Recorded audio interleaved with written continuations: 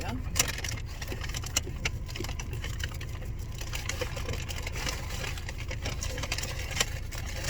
Okay, we're recording. Oh. There you are. Yeah, I see.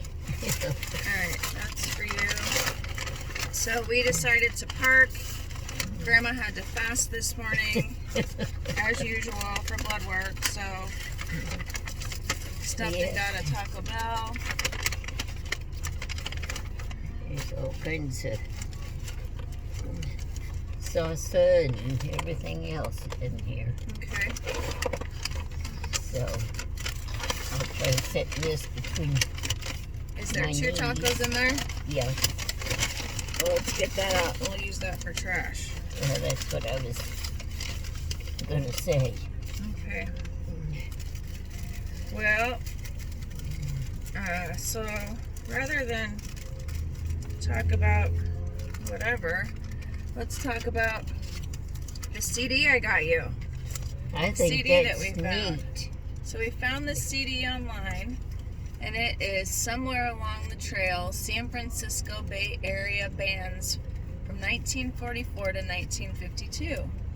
And if you take a, where's the camera? If you take a closer look, it says Ray Wade and his Rhythm Riders, which is Grandma's uncle. So some of you know that, and maybe some of you don't, that Grandma, we've got famous roots. Yes, I sure do. So you can look online, and there's a couple of really random articles that I found that kind of talk about that he recorded a couple of albums in LA. But Grandma, so this CD has not only Ray Wade, it has 6 songs by him, but it's got some songs by Dusty Dale and the Trailblazers. And that's the one that you remembered, right? Yes. Yes, he was one of Raymond's band players, and he had his own little group that they played together different places. So I remembered him when he was with my uncle. And we would have different bands that would come in and just be a specialty to enter with my uncle's bands. Okay.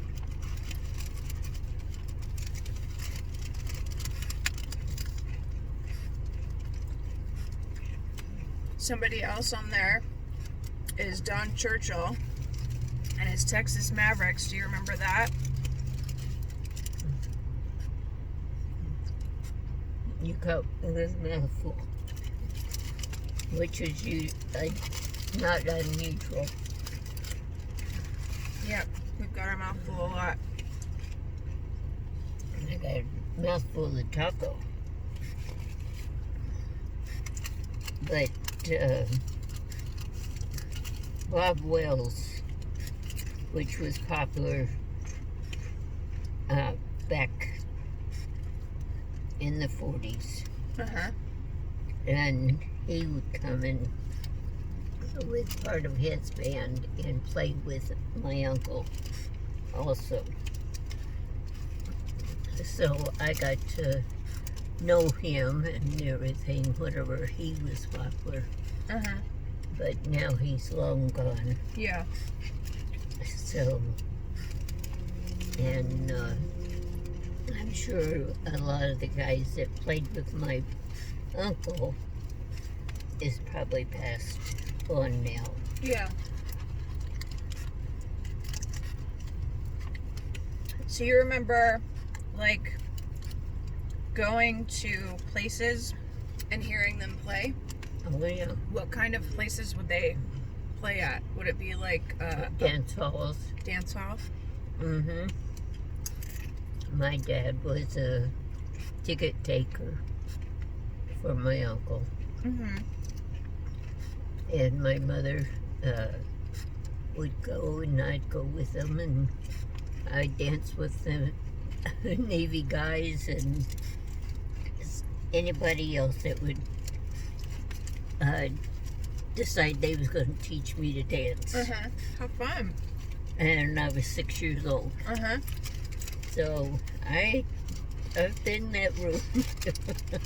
So you also told me a long time ago about that Granny, you guys had an apartment building, and you would open the window and Raymond and his band would play, Mm-hmm. and the neighbors could all hear it. Yeah.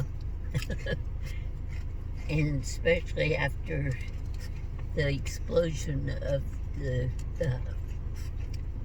apartment building.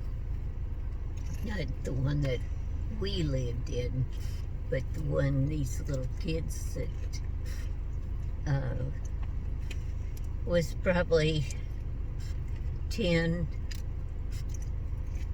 maybe younger. And the youngest one, I know he was only 3. Uh-huh. And they tried to pin him with the fact of the apartment building blowing up Oh. because they seen him up at the stove.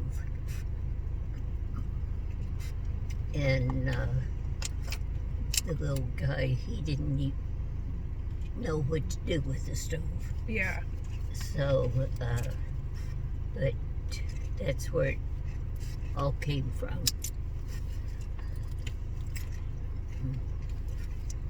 So what year was that? Do you remember? Or around what year?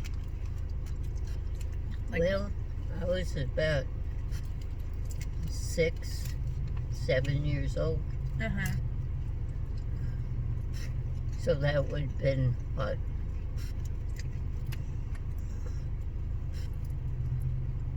God, I can't even think right now. Like 1944, 43, 44? Yeah, something like that.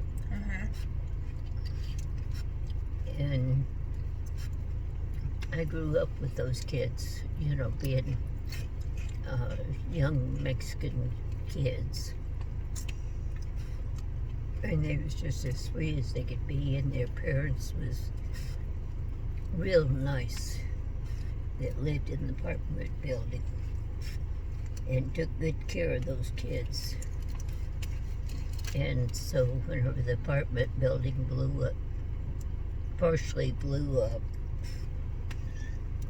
they moved everything they could into our apartment so that the kids would have clothes to put on and everything for school. Mm-hmm. And my mother fixed stuff for them to eat and fed them. And we treated them just like we would anybody, Mm-hmm. you know.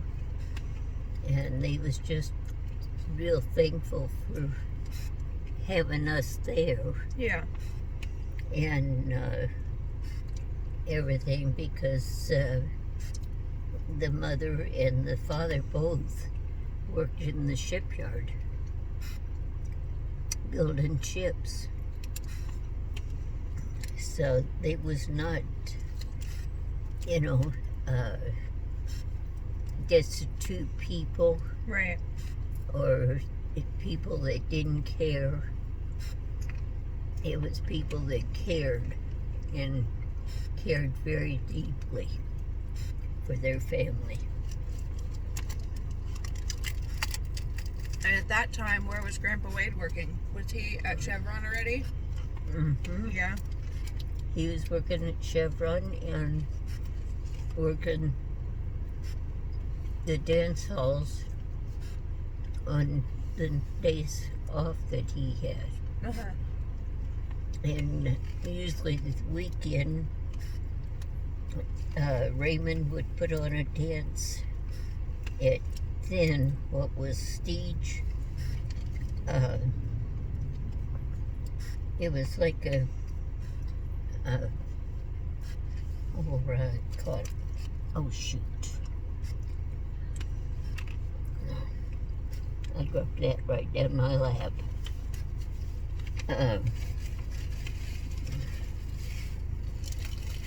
It was just like a play yard, you know.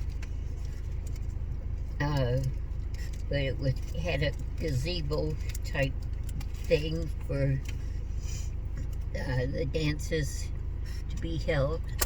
So outdoor. Yeah, nice. And they would come and play maybe for 3-4 hours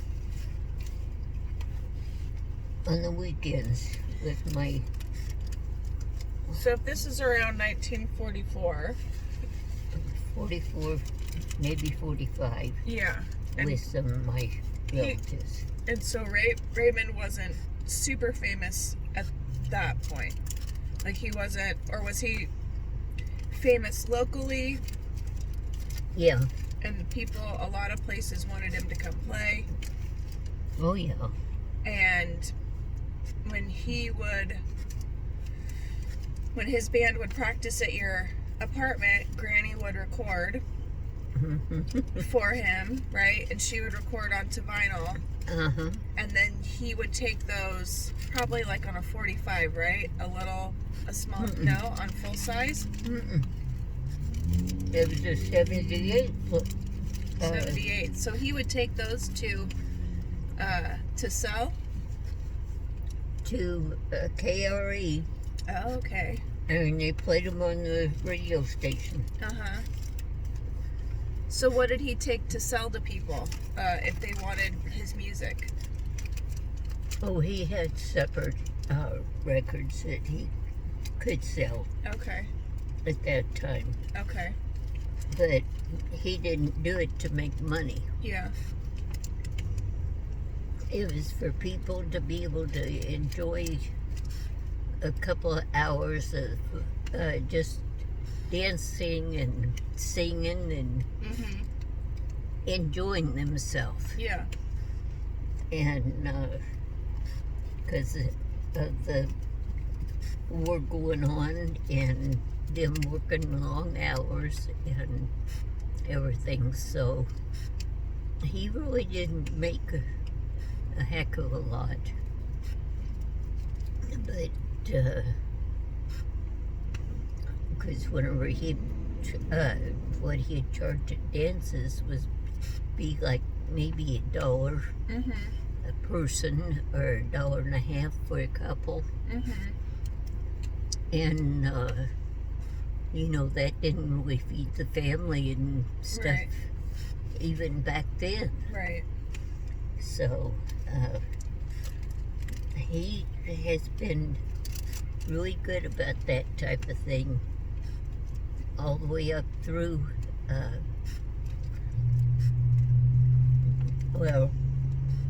Charlotte, which is my cousin.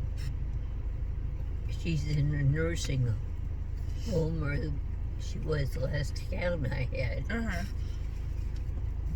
And she's legally blind.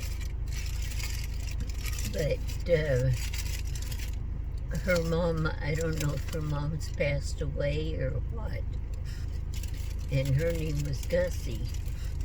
And she sang with the band part-time. And Junior, he would get on the radio station and sing. He was only like 7. Who's Junior? 6, 7. Pardon me? Who's Junior? Junior was Raymond's son. Oh. He was a junior. And that's what he went by. Was Junior. And everything. But he would get on there and sing some of Raymond's songs on KRE. And KRE is still a radio station in Oakland. And that's where Raymond played.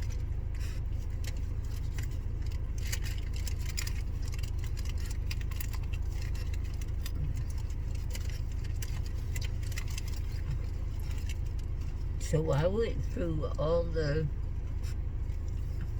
country western things, and I never sang on the radio or anything, but I'd go and dance with the sailors and the soldiers and who you name it. And here I am, fat, roly-poly little gal. Yeah. Well, you were adorable. And you had a fun little attitude, so I think everybody was real happy to have you around. I enjoyed the music. And as I grew older and my grandfather passed away, my uncle let me have the violin. It was my grandfather's, and use it in junior high school. And I belonged to an orchestra group, and and I used to play in the orchestra that we had. I didn't know that. So you're musically inclined. I was. I haven't done it in so many years that I doubt if I could even play a scale. Yeah. Did you ever play the guitar with Grandpa? Any of his No. guitars? No? No, I tried playing the piano, and I picked up a little bit, but not as much as I would have liked to, because they just didn't have the money to pay somebody to teach me. But I played the violin, and I done that for 3 years Oh, very cool. in junior high school. So I did have a little orchestra, and at Richmond High School we put on shows and our orchestra with our band and everything. So it was neat. So you were born in Richmond or San Pablo? No, Richmond. Richmond. And Uncle Phil was also born in Richmond, right? Who? Uncle Phil? No? He was born in San Pablo. Oh. So you were born in Richmond, and then how long did you guys live in the where was that apartment building? Well, it was next to a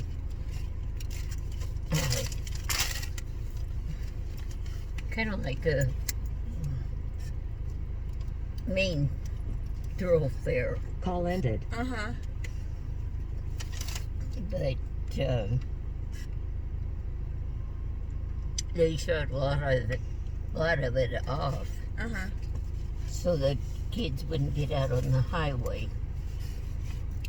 Which my nephew was one of the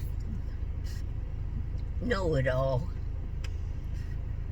and would take his tricycle and put it over the fence, and he'd get over there somehow with the help of his brother,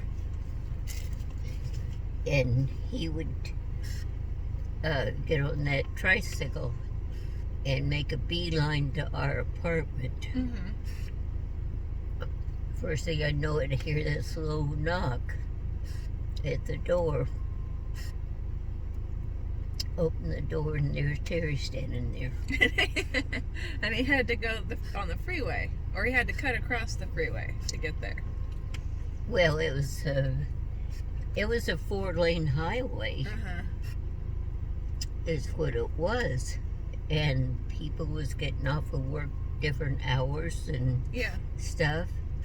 Little shit would make the traffic stop so he could cross the highway. Oh, funny. So what he didn't get run over and killed. Yeah. And then I'd have to take him and the tricycle Mm-hmm. back to Louise's house Mm-hmm. and say, guess where your son just ended up? Yeah. He was at my front door. And she would get on to him, and maybe the next day or 2 days, the thing was all to do over again. Yeah.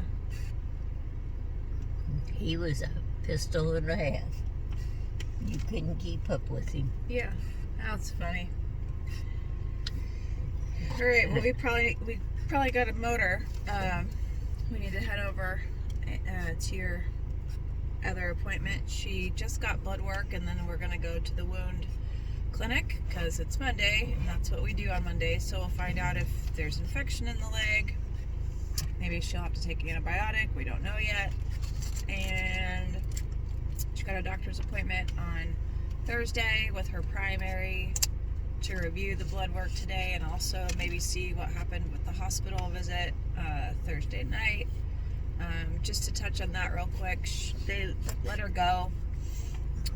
She was only in for a couple of hours, and they said that her white blood cell count was high, but they weren't really sure where or why, and just gave her a quick dose of antibiotic and sent her home. So kind of, if you don't know where the infection's coming from,